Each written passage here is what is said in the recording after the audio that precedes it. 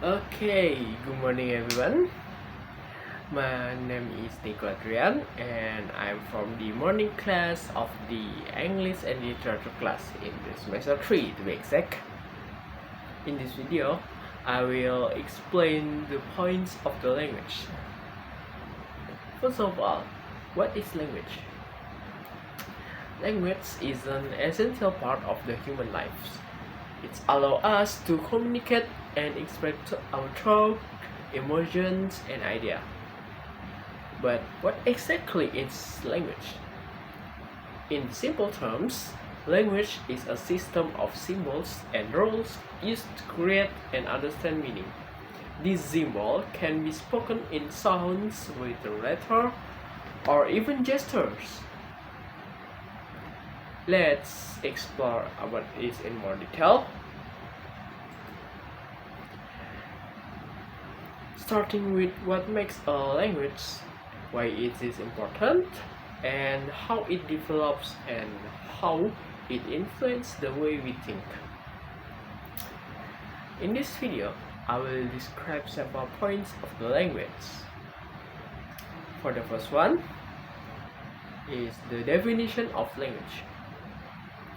Language, as I said before, is a system of symbols and rules used to create and understand meaning. This symbol can be spoken in sounds, with letter, or even gestures, like the sign language that some people who deaf and mute use.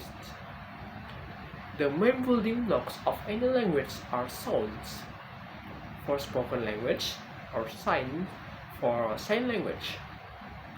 These sounds or signs are combined into words and then into sentences, which convey meaning. At the heart of the language are rules called grammar. Grammar is like a set of instructions that tells us how to combine words to make sentence, like in the past tense, simple past tense, or everything that we tense in the behind of the words.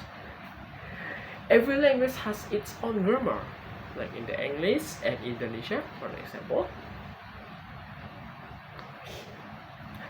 The rules may be very different from one language to another. This is why learning a new language can be difficult, as you have to understand a whole new set of rules for every language you have been learning. Language are arbitrary, which means there is usually no direct connection between a word and the object it describes. For the example, let's take the word cat in English and kucing in Indonesia. Both of the words have the same meaning. They are referred to the animal, but the sounds are completely different. This shows that the connection between sounds and meaning is something humans have created over time. For the first to the For the second one is the purpose of the language. One of the main purposes of language is communication. We use language to share ideas, ask questions, give instruction, tell a story, and express our feelings. Without language, human society would be very different. Imagine trying to work with others without being able to explain your thoughts. Just like when your friends are from the different country and you want to explain what you feel right now in your own language or in her or his language. It might be very difficult to understand. Beyond communication, language also allows us to think in more complex ways, like by naming objects, actions, and concepts. Language helps organize our thoughts, inner speech, or talking to yourself in your mind. It's something that almost all humans do, and it's made possible by language. Language also helps us preserve knowledge. Throughout history, people have used language to pass on information from one generation to the next. Like in the folk myths, Usually there is just some fake story, but yeah, it is still the information from the past generation. And also, before writing was invented, stories are stories and important facts were passed down orally. Like when your mother tell you some information that are not written in the text, or whenever it is just passed down to the next generation, something like that. Later, written language allows us to record and share knowledge with more people across distance and time. For the third one, the development of language. Language is something humans are born with the ability to learn. From a very young age, babies start to understand sounds and begin to produce their own. By the time they are just a few years old, children can already speak in complete sentence. It is like when you have a sister or a son or daughter, and you talk to him or her every day using the same exact language, they will eventually learn that language you are spoken to them. Okay, something like that is how to explain. But how do we learn language? Linguistic, like people who study language, believe that humans have an inborn ability for language. This is called the innate hypothesis. According to this idea, all humans have a built-in ability to understand and create language. This is why children can learn language so quickly and easily compared to adults. However, the environment also plays an important role. A baby growing up in Japan will learn Japanese, while a baby that born in Indonesia or English will learn the language used in their country or their mother, or they use it in their family. This shows that while humans are born with the potential for language, the specific language they learn depends on the society they grow up in. It's very depends on the family that teach them how to speak. Okay, for the fourth point is the structure of the language. The language are made up of several different levels. For the first one is phonology. This refers to the sound in a language. Each language has its own set of sounds that are combined in a different way. For example, English uses around 40 distinct sounds, while other languages like Hawaiian use far fewer. For the second one is the morphology. This is like the study of words and how they are formed.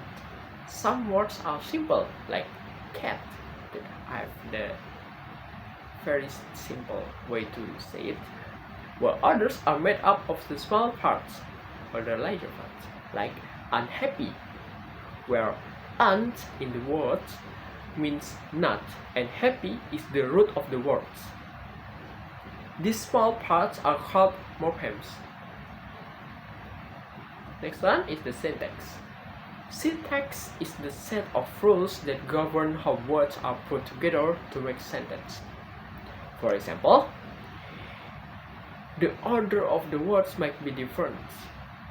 For the example, in English, we say the cat sits on the mat, but in other language, the order of the words might have been different. Syntax helps us understand the structure of the sentence, like how we structure it, Next part is the semantics. This deals with the meaning of the words and sentences. It's important because language isn't just about putting words in order. Those words also need to make sense together. For example, the cat flies over the sun. It can be grammatically correct but doesn't make much sense in terms of meaning. Because cat can fly, of course. The last one is the pragmatics. This is about how language is used in real life situations.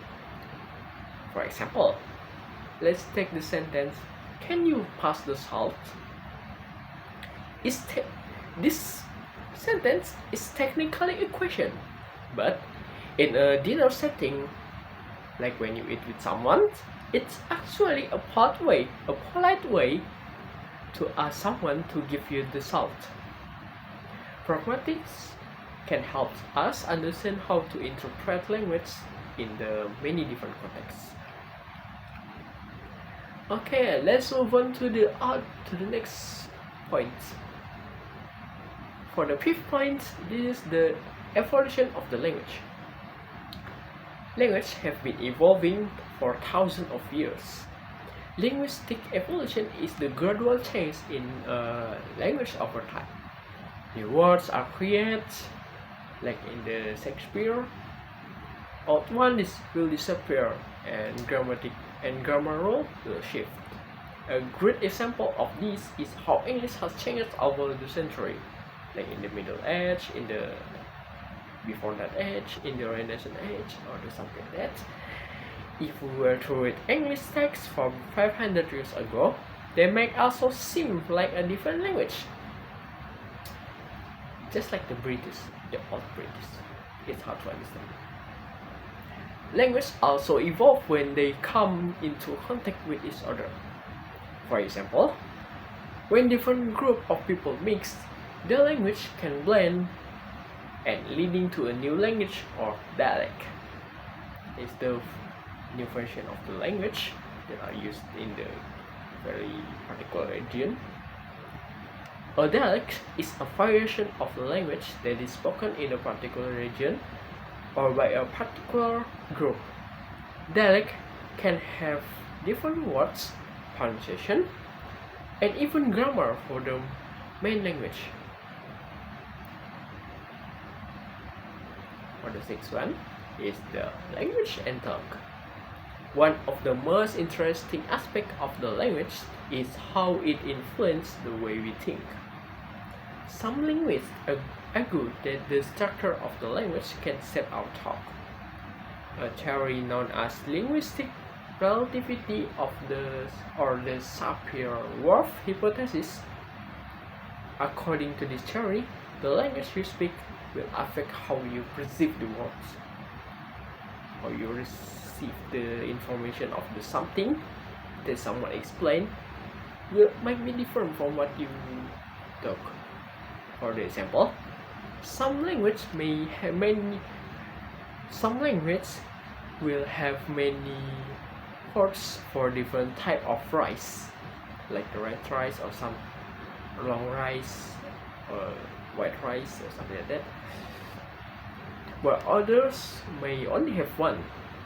The theory suggests that people who speak language with more words for rice might think about rice in a more detailed way than those who speak in a language with only one word for it.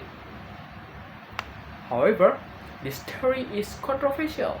While language can influence talk, it doesn't completely determine it. We are still able to think about things even if our language doesn't have a word for them. For instance, we can understand the concept of something being beyond words or difficult to describe. For the last point is the diversity of language.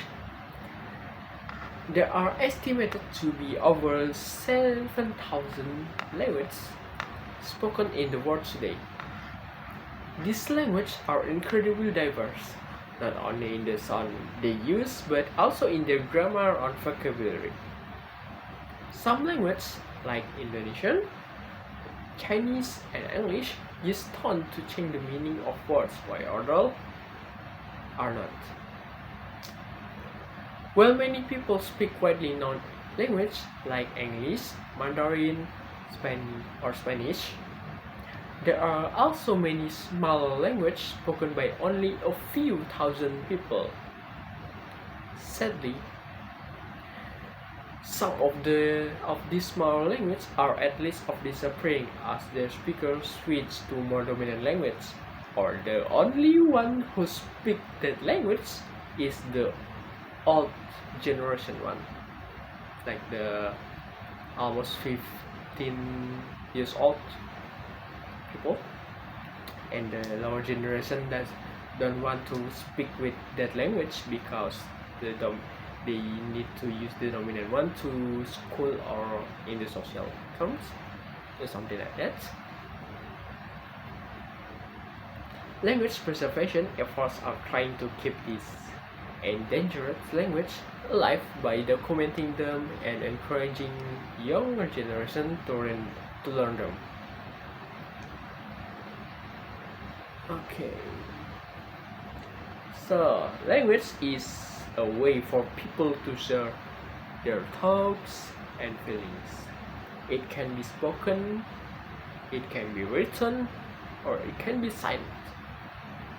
When we talk to someone, we use words and sounds that they understand, so we can express what we are thinking. Language helps us communicate in simple things like asking for direction, like, hey, where is that place? Okay, it's that. Or more complex ideas like sharing our emotion. Without language, it will be hard to explain what we mean to other people. Language also helps us feel connected to others. Like when we speak the same language, we understand each other better. We can share jokes, stories, and feelings that we all understand. The words we choose, our accents, and even the way we say things can show where we come from and who we are. Like, you will 100% can say the difference between the normal English like used in the American and the British one. Okay. For example, someone from the US might say vacation, while someone from UK will say it's holiday. These differences in language will help show where we belong and what group we are a part of. Language isn't only about words that we say with our mouth, but we also communicate through body language, like gestures, facial expression. For example, giving someone a thumbs up, smiling, or shaking your head like this or like this are all ways to share meaning without talking. People who use sign language communicate using their hands and faces, and it works just like spoken language. So, even without speaking, language can still help us understand each other's through actions, like hand gesture. Now, let's talk about sign language. Like I said before, sign language is a way of communicating using hands, facial expression, and the body language. Instead of spoken words, just like spoken language, different countries have their own sign language, and they are not the same everywhere. For example, English Sign Language, or what we can say ESL, is used in the United States, while British Sign Language, or BSL, is used in the United Kingdom. These two are very different from each other. Even though both countries primarily speak English, this shows that sign languages are unique and don't directly follow spoken language. In the United States, American Sign Language, or ESL, is the main sign language used by the deaf community. ASL has its own grammar and structure, which is different from English. It uses specific hand shapes, movement, and facial expression to convey meaning. ASL is also widely used in Canada, especially in areas where English is the main language. ASL is taught in school and university, and many people who are not deaf also learn it to communicate with the deaf community or someone that they know that is deaf. In the United Kingdom, British Sign Language or BSL is used. BSL is different from ASL in many ways, including the alphabet and hand gesture. For example, BSL uses two hands to spell out words in finger spelling, while ASL uses only one hand. BSL has its own unique set of signs, and it is officially recognized as language in the UK. Like ASL, BSL also has its own grammar and rules that are not the same as spoken English. In Indonesia, the main sign language used in Indonesian Sign Language, or we can call it Bisindo. Bisindo is used by the deaf community across different regions of Indonesia, and it is influenced by local culture and language. Indonesia also has another form of sign language called SIBI, or Sistem Isyarat Bahasa Indonesia, which is a more formal version of sign language used in school. However, Bisindo is more commonly used in everyday communication because it is more natural and reflects how people sign in real life. Every country or region has its own sign language. There are even variations with these countries. For example, in Australian Sign Language or Auslan is used in Australia, while New Zealand Sign Language or NZSL is used in the New Zealand. Although these two sign languages are somewhat similar, they still have differences, showing how sign language evolved in the many different ways. Sign language is not just a way of mimicking spoken words with hand gesture. It is also a complete language system with its own rules. It helps millions of people communicate, especially those who are deaf or hard to be heard.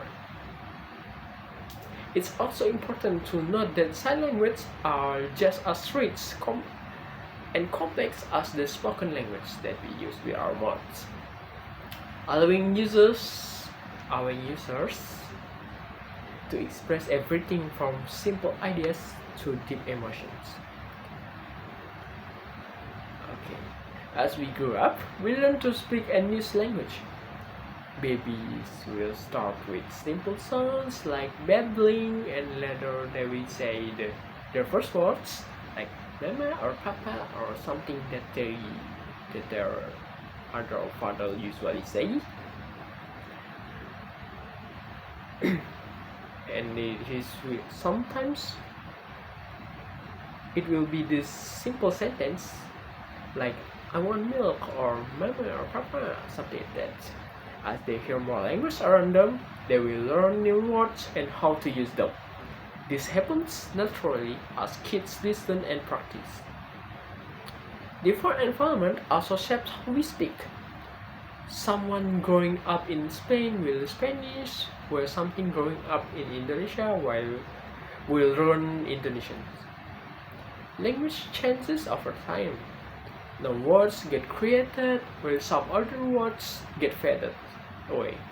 For example, the word tweet used to mean the sound of the bird makes, but now it is also refers to the message on Twitter or X to be exact, because it is the change of the name. Okay. This shows how language adapts as new things like technology become part of our lives. Changes in language also happen between generations. Younger people might use words that older people doesn't understand or they don't use, which shows how language grows and evolves. Language is also a powerful tool for learning and education. It allows us to share our knowledge, pass down the story that we know, and record the important information. Schools and teachers use language to help students understand new ideas. Books and other written materials store information that people can learn from. Thanks to language, we can learn about things that happened a long time ago and build on what past generations have discovered.